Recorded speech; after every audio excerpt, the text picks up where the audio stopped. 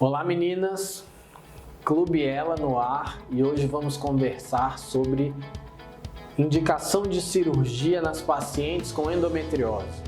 Eu estou aqui com o Dr. Matheus Rosin, que é cirurgião ginecológico do Instituto de Endometriose de Brasília, e vamos conversar sobre quando operar.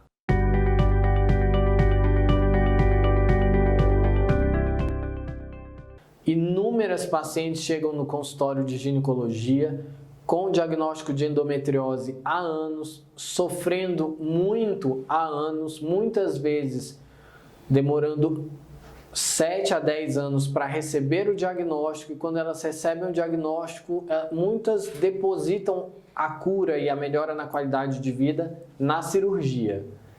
Mas nem sempre a cirurgia tem que ser o tratamento único e nem sempre ela está indicada também.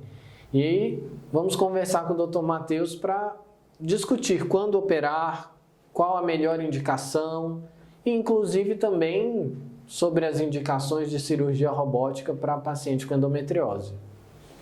Muito bem, Alexandre, é um prazer estar aqui falando no Clube Era, falando sobre esse assunto que é muito importante, a indicação da cirurgia no tratamento da endometriose, né? Quando nós falamos de endometriose, tratamento de endometriose, nós estamos falando basicamente, Alexandre, em 2 pontos, né? O primeiro, qualidade de vida, e o segundo, fertilidade.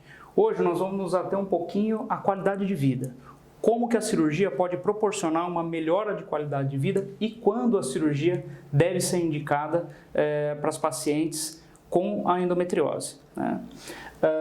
As pacientes, basicamente, que são refratárias ao tratamento clínico, que não têm bons resultados com o uso dos hormônios, basicamente, essas pacientes têm uma indicação do tratamento cirúrgico, né? Essa é uma indicação clássica, conhecida como a falha do tratamento clínico.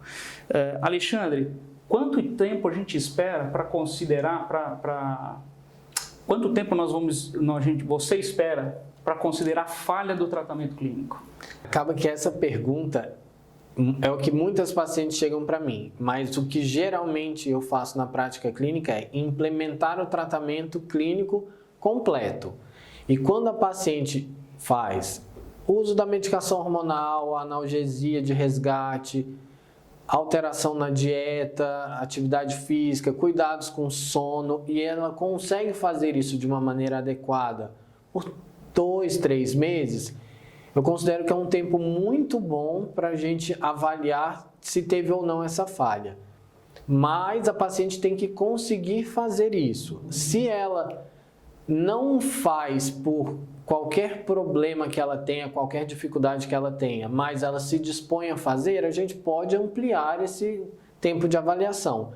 Se ela não consegue fazer porque ela tem dor demais e não consegue dormir direito, tem muita dor, não consegue fazer atividade física, ela não consegue ter uma alimentação adequada porque ela tem constipação, diarreia, ela tem muitos outros sintomas e ela não consegue fazer a mudança dos hábitos que necessitam ser feitos, às vezes a gente indica a cirurgia mais precocemente porque a paciente não consegue, porque a doença impede ela de fazer.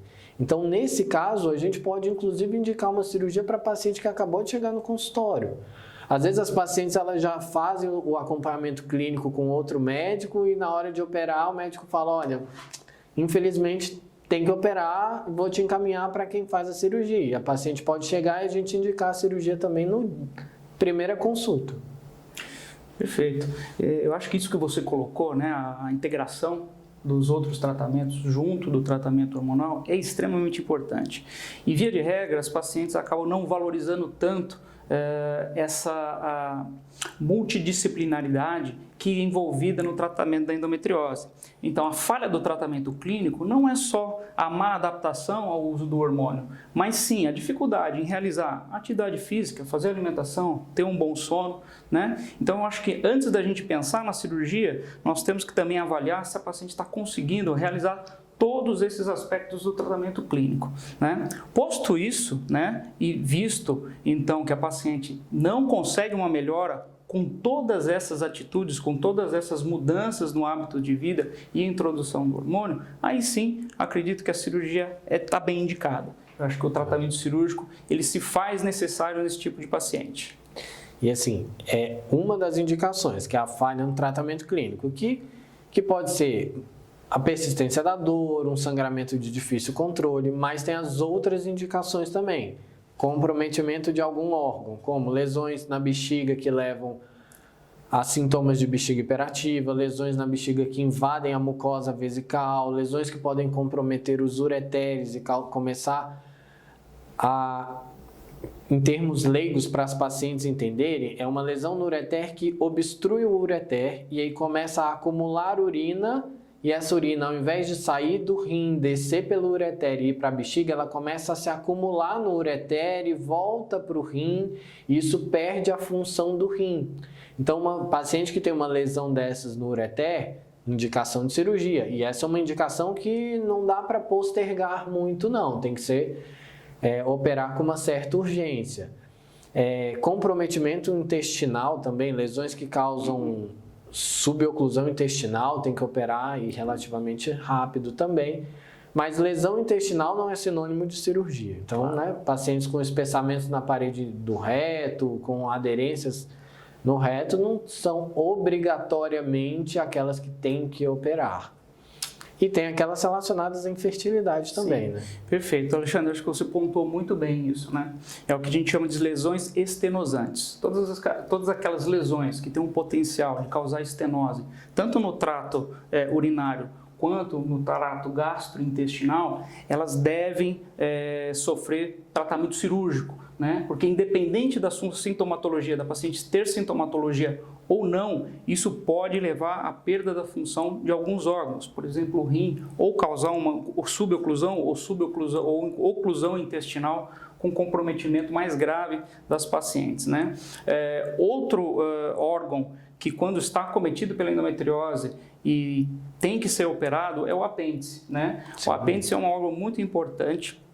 A endometriose ela pode acometê-lo, né, algumas vezes, e é importante fazermos a cirurgia do apêndice porque essas lesões de endometriose são muito semelhantes a lesões de câncer no apêndice, ao tumor carcinoide do apêndice. Então é importante a gente fazermos a cirurgia do apêndice, a apendicectomia, para poder avaliar a histologia desse tipo de lesão. É importantíssima essa diferenciação.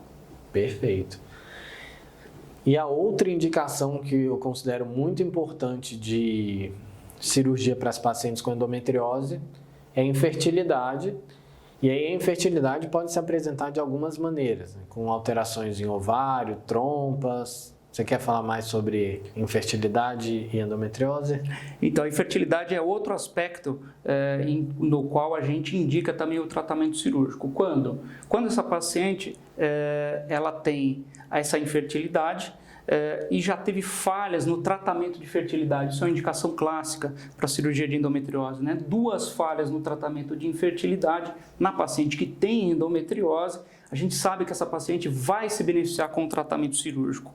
O quanto ela vai se beneficiar? E o tratamento cirúrgico pode melhorar a fertilidade dessa paciente em até 50%, mostra alguns estudos da literatura médica internacional, né? Então, é importante selecionar muito bem a paciente que vai se beneficiar do tratamento cirúrgico relativo à fertilidade. Agora, a endometriose, ela não causa infertilidade só pela alteração da anatomia dos órgãos pélvicos, mas também existe o fator inflamatório, né? A presença da endometriose também dificulta a anidação do embrião no endométrio. Outras indicações de cirurgia na endometriose são as lesões ovarianas, aquelas lesões que nós chamamos de endometriomas. Os endometriomas maiores do que 4 centímetros, classicamente, são uma indicação de cirurgia, né?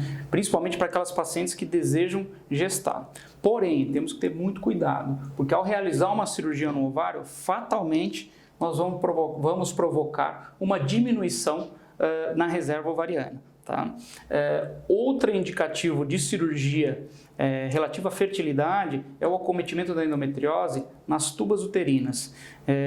Quando essas tubas ficam repletas de líquido, chamamos elas de hidrossalpinge, ou repletas de sangue, de hematossalpinge, isso também pode dificultar o tratamento de fertilidade. Então, algumas vezes as pacientes são encaminhadas para nós para que façam a remoção dessas tubas uterinas para terem um melhor resultado no seu tratamento de fertilidade.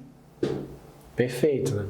Paciente com hidrossalpinge tem indicação de operar para melhorar, inclusive, o resultado da FIV. E aí, a paciente que tem hidrossalpinge, endometriose, às vezes tem que ser explicado, bem explicado para a paciente que, olha, você vai retirar as suas trompas, mas as suas trompas doentes hoje, elas atrapalham engravidar e vão atrapalhar, inclusive, em uma fertilização. Então, nós retiramos as trompas, ela fica sem trompa, a paciente sem trompa só vai engravidar pela fertilização, mas isso é o que deve ser feito para aumentar as chances de uma gravidez. Perfeito. Então, concluindo, as indicações de cirurgia para as pacientes com endometriose são aquelas pacientes que apresentam falha no tratamento clínico, pacientes que têm infertilidade com falha na reprodução assistida, pacientes com hidrossalpinge ou com endometriomas acima de 4 centímetros e pacientes com lesões que causam comprometimento de algum órgão. Os mais comuns são lesões intestinais que causam semiobstrução, lesões de ureter que causam comprometimento do ureter ou até da função do rim, lesões da bexiga. E pacientes com lesões vaginais que apresentam dor na relação sexual que não melhoram com tratamento clínico também podem se beneficiar bastante com a cirurgia. Gostou do nosso conteúdo? Curta e compartilhe o vídeo e não se esqueça de se inscrever no nosso canal. Até a próxima!